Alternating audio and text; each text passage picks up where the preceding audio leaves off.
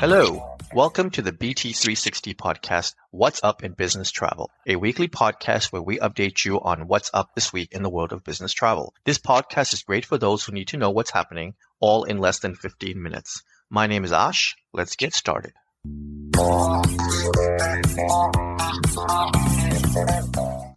It is Monday, June 9th, and we've completed week 22 of 2025.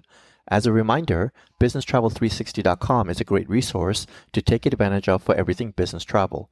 Here you can listen to great podcasts, take advantage of bonus points and status match offers, and even have some fun with some great videos. Check all of this out at BusinessTravel360.com. Now, let's get to our headlines. Hotels across Europe are being encouraged to join a class action lawsuit against Booking.com to reclaim potentially billions of euros in overpaid commissions. The action is being launched in the Netherlands, where Booking.com has its head office, and is being coordinated through a Dutch foundation called Stichting Hotel Claim Alliance. It is being pursued by a pan-European team of lawyers and economists with experience in the field of competition damage claims. The action is being launched following a judgment by the European Court of Justice in September 2024 in a long-running case between Booking.com and 63 individual German hotels and groups, including 25 Hours, Durant, and Steinberger. The case revolves around the legality of so-called parity clauses in the agreement between online travel agencies and hoteliers. India is now the world's third largest aviation market, a milestone highlighted in a new study released by the International Air Transport Association IATA. India's 174 million passengers in 2024 accounted for 4.2% of global air traffic, compared to China's 16.7% and over 18% for the US. That marks a major leap, more than double India's passenger volume from just a decade ago. The gap with the top two markets remains significant. IATA projects India's annual passenger traffic to triple by 2044, reaching 425 million journeys per year. India's geography is playing a major role in the growth of air traffic, nearly 80% from which comes from domestic routes. However, India's international traffic has rebounded more than domestic post-COVID. By late 2024, international traffic was 20% higher than in 2019. Low-cost airlines now control 71% of scheduled seat capacity, up from 51% in 2014. IndiGo leads with over a 53% market share, followed by Air India at 12% and Air India Express at 8.5%. U.S. employers slowed down hiring last month but still added a solid 139,000 jobs. Employment in leisure and hospitality continued to trend up, adding 48,000 jobs. Over the prior 12 months, leisure and hospitality have added an average of 20,000 jobs per month. Hiring fell from a revised 147,000 in April. The job gains last month was slightly higher than the 130 forecasted. The unemployment rate stayed at a low 4.2%. The increases in leisure and hospitality were largely in restaurants and bars. Healthcare companies saw a healthy growth of adding 62,000 jobs, and the federal government shed 22,000 jobs.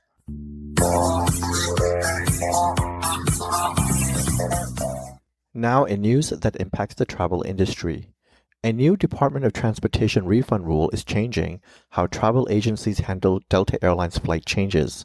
Previously, travel agencies were only required to accept the schedule change and notify the customer of the changes. Now, Delta Airlines is requiring travel agents to enter a new OSI message in the passenger name record following a significant schedule change that confirms the customer's acceptance of the change. The required OSI message is OSI DL except due to Delta involuntary. Delta said that the change is to confirm customer acceptance of the changes made and to help avoid unnecessary cancellation and refund should the customer's plans change and they no-show one of their flights. Asta confirmed the news and said that conversations with Delta have clarified that the requirement applies when the schedule change is deemed significant, something that was not included in Delta's original notice. The term is defined by the 2024 FAA Reauthorization Bill as delays of 3 or more hours for domestic flights, delays of 6 or more for international flights. Travel management companies are the largest source of data and data analysis for travel buyers, according to a survey of 197 travel buyers conducted by BCD Travel. The survey among buyers in North America and Europe who work for companies with more than 10,000 employees showed 89% of the respondents used their TMC as a data source, compared with 69% of buyers who use card and payment solutions and expense management solutions. About 2/3 of the buyers use online booking tools as data sources, and 58% use travel suppliers. TMCs are also the largest resource for analysis for buyers in the survey, used by 63% of respondents. Only 9% of respondents said that they use third-party data aggregators. Buyers in the survey showed a lack of full confidence in their data, with only 35% saying that they were very or extremely confident in the data that they were seeing. The Association of Flight Attendants, CWA, has announced details on a new tentative agreement with United Flight Attendants. The tentative agreement includes wage increases and other improvements for 28,000 flight attendants. The deal includes a 27% average pay scale increase effective July 30th, 2025. The pay scale will then increase to 43% and 45% over the next 5 years. Boarding pay will also be added based on the type of flying and number of boardings by flight attendants. A one-time retroactive payment valued at almost $600 million will be made to the workers.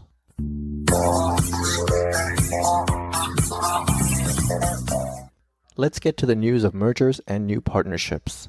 JetBlue has partnered with Brightline, a high-speed rail service in Florida that connects Orlando with Miami and points in between. JetBlue customers can now book Brightline tickets directly on the airline's website as part of a combined air and rail itinerary. The Brightline Orlando station is located at the Orlando International Airport.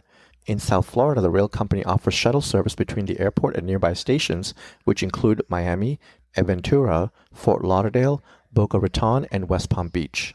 In addition, the agreement enables JetBlue to offer alternative itineraries that include Brightline rail segments during periods of irregular Florida operations. Southwest Airlines and China Airlines are to create an interline partnership in early 2026, with published connections projected to go on sale later this year. Southwest also announced that beginning July 14th, its partnership with Icelandair will also add connecting service through Orlando, Pittsburgh, and Raleigh-Durham.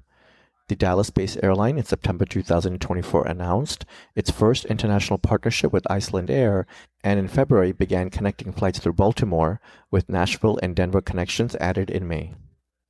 Qantas and Hawaiian Airlines have entered into a bilateral codeshare agreement as Hawaiian nears oneworld membership in 2026. In addition, beginning in June, Qantas frequent flyers can also earn and burn their points on Hawaiian flights. Qantas loyalty members will be able to use their points on flights across Hawaiian Airlines' global network, including the 4 major Hawaiian islands, 15 cities in the U.S., and 10 international destinations. The airline frequent flyer members will also earn Qantas points and status credits on Hawaiian-operated flights with a Qantas flight number for travel within Hawaii and to the U.S. mainland. Alaska Airlines completed its acquisition of Hawaiian in September 2024. Joint venture partners Air France-KLM, Delta Airlines, and Virgin Atlantic, together with fast-growing Indian airline IndiGo, have signed a memo of understanding to develop an industry-leading partnership between North America, Europe, and India. The partnership was announced ahead of IndiGo's first European routes taking off this summer, with services from Mumbai to Manchester, UK, commencing on July 1st, and flights from Mumbai to Amsterdam starting on July 2nd. Both Air France-KLM and Virgin Atlantic have partnered with IndiGo since 2022, providing the airline's customers with access to more than 30 destinations in India served by IndiGo. Delta Airlines, meanwhile, intends to restart direct service from US to India in the near future, with services between Atlanta and Delhi waiting government approval.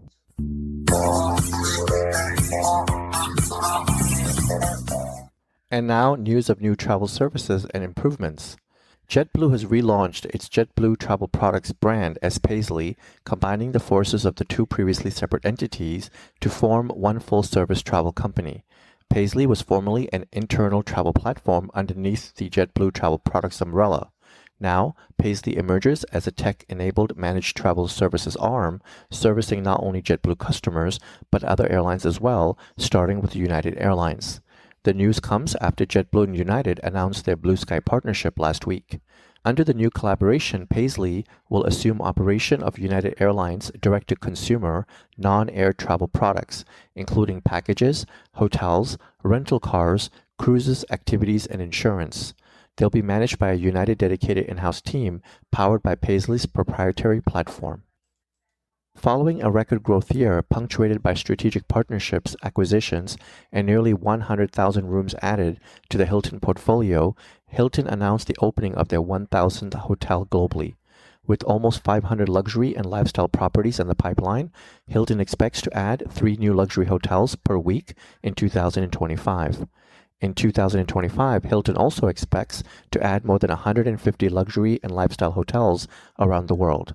More than 100 future luxury hotels will join its pipeline development, building on recent additions of the Nomad and Graduate by Hilton branch and the launch of its new partnership with small luxury hotels of the world.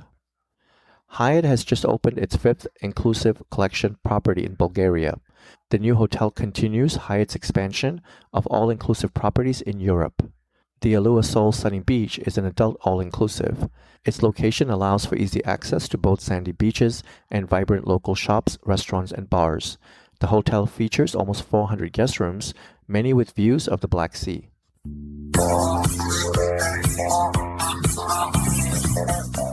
And finally, some technology news.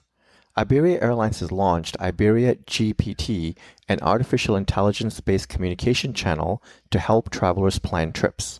The airline said that the Iberia GPT is temporarily hosted outside traditional customer service channels and described the feature as an exploratory space for travelers seeking inspiration or guidance. Flexible flight search, access to personalized destination, and budget-based recommendations and multi-destination planning are among the key features. Amadeus is taking a minority stake in generative AI startup Acai Travel, an investment the company said will add to its own development of AI solutions. The investment, of which the financial terms were not disclosed, will accelerate Amadeus's mission to reduce operational costs and enhance travel experience across the travel ecosystem. The company focuses both on developing AI-first infrastructure for travelers and AI agents that work with human agents to add efficiencies and cut costs. Acai already is working with online travel agencies and travel management companies, including an Australian TMC Platinum Travel Group, which said that the technology has improved agent response times by 50%. For Amadeus, the investment means equipping Amadeus to exploit the significant opportunities presented by generative AI. Concur Travel has integrated travel and risk assessment provider GeoSure into its hotel booking experience. With the integration, users, including travelers booking with SAP Concur mobile app and travel managers using the Concur Travel dashboard, can see GeoSure's GeoSafe scores related to hotel bookings. The scores are based on 7 safety categories that show how secure a location is on a neighborhood level. GeoSure reports having risk data for 400,000 neighborhoods around the world. It already provides safety scores to TripIt, which is owned by SAP Concur, and also provides scores to booking platforms including Deem and Trip.biz.